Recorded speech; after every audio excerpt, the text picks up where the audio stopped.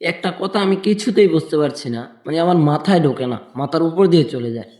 আপনারা কথাটা শোনেন এবং বোঝেন কিনা কমেন্টে বলে যাবেন। আমি এই যে ভিডিও করি, এ কারণে অনেক মানুষ বলে আমি নাকি পাগল হয়ে গেছি, আমাকে নাকি পাবনা ভর্তি করা দরকার।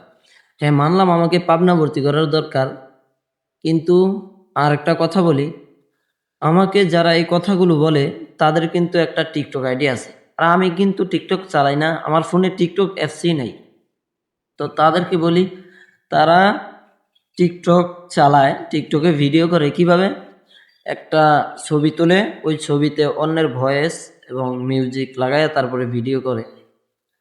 তো আমি যদি ওরকমভাবে ভিডিও করতাম, তখন কিন্তু কেউ বলতো না। একটা ছবি দিয়ে অন্যের ভয়েস লাগায় ভিডিও করতাম, তখন কিন্তু কেউ কোনো কিচ্ছু বলতো না, যে পাগল ইয়ে, এরকম কোনো কিচ্ছু বলতো না।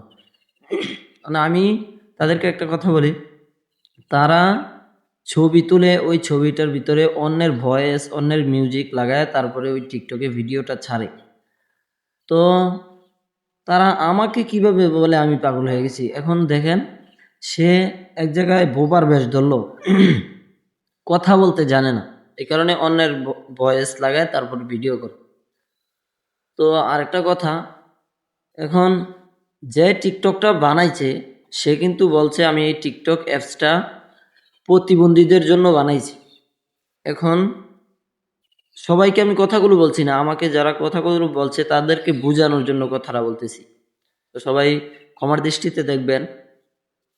তো সে অন্যের ভয়েস লাগায় ভিডিও করে, এখানে সে বোবার বেশ ধরলো, বোবার বেশ ধরছে। আরেকটা কাজ করছে কি, অন্যের ভয়েস ভিডিওর ভিতরে লাগাইছে।